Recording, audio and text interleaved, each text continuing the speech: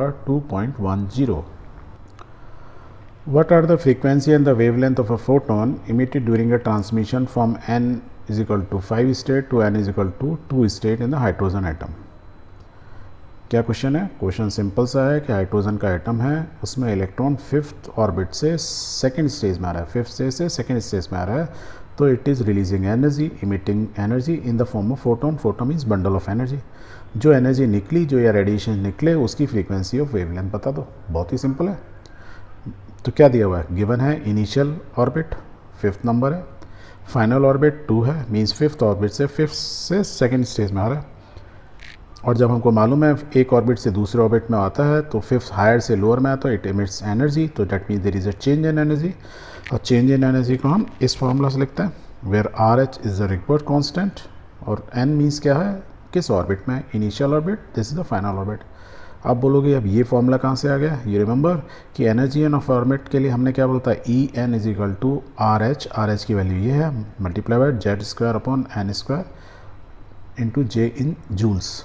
J stand for joules. तो energy, किसी भी ऑर्बिट की एनर्जी आपको पता लगाना है, you can find out if you know the atomic number and this. Hydrogen case में एटॉमिक नंबर क्या होता है? 1, तो बस बेसिकली 1 अपॉन एन स्क्वायर, वही तो लिखा है.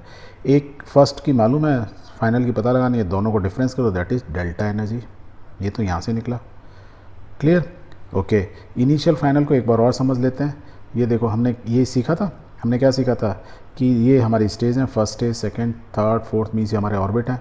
ये फिफ्थ ऑर्बिट से मीन्स फिफ्थ ऑर्बिट से सेकंड ऑर्बिट आ रहा है. और हमने क्या सीखा था, जब भी कोई इलेक्ट्रॉन हायर ऑर्बिट से सेकंड ऑर्बिट में आता है तो जो रेडिएशन निकलते हैं वो किस में होते हैं? विजिबल रेंज में. और वो सीरीज़ क्या होती है? Balmer series. ये हमने सीखा था.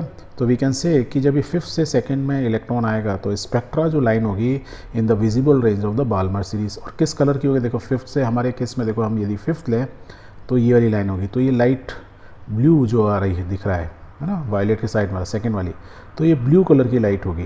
कहाँ से आ रही है? n इज इक्वल टू 5 से ये आ रही है. ये आप यहाँ से पता लगा रहे हो. ये हमने जो स्पेक्ट्रा किस हाइड्रोजन स्पेक्ट्रम बनाया हुआ है उस स्पेक्ट्रम से देख के बता रहे हैं. ये इस क्वेश्चन का पार्ट नहीं है, बस just I am telling you so that you are very clear कि ये यहाँ से यहाँ तक आ रहा है, क्योंकि सेकंड में आ रहा है, that is Balmer series.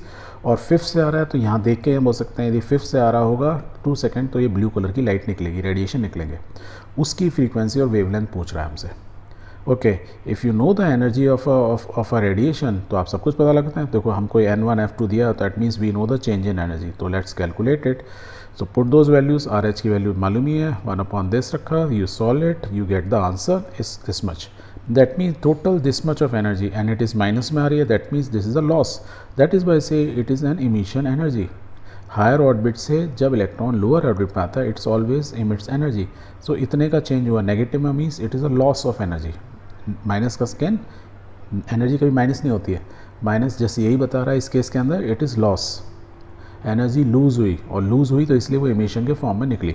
Okay. That means radiation निकले, जिसकी एनर्जी हम ये बोल सकते हैं इतनी एनर्जी का रेडिएशन बाहर निकला.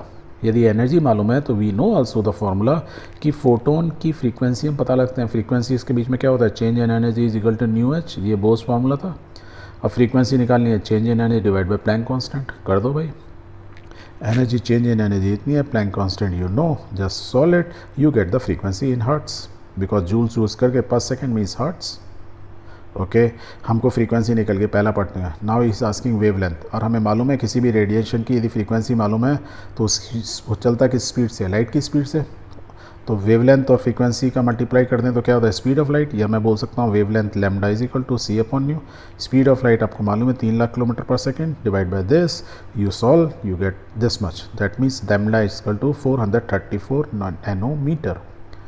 नैनो क्यों लिखा? जब इसको सॉल्व करोगे 10 की पावर -9 आया तो उसको मैंने हटा के नैनोमीटर लिखे, एन से लिख दिया. और ये जो वेवलेंथ होती है वो किस कलर की होती है? ब्लू कलर की. लाइट जो आएगी उस कलर की, उसकी ये वेवलेंथ होती है, ये उसकी फ्रीक्वेंसी होती है. ये अपना जो कंटिन्यूस स्पेक्ट्रा होता है उसमें भी आप देख सकते हो कि ये फ्रीक्वेंसी के अगेंस्ट वेवलेंथ कितनी होगी, तो आपको मालूम चलेगा. ये मैच कराओगे तो ब्लू से निकलिए. और बाल्मर सी अभी जो हमने निकाला था, बाल्मर सी से कैसे निकाला? विजिबल स्पेक्ट्रा का पार्ट है, क्योंकि वो सेकंड में आ रहा है और वहाँ पे हमने कलर देख ही लिया था. Okay. So this way we have solve this problem.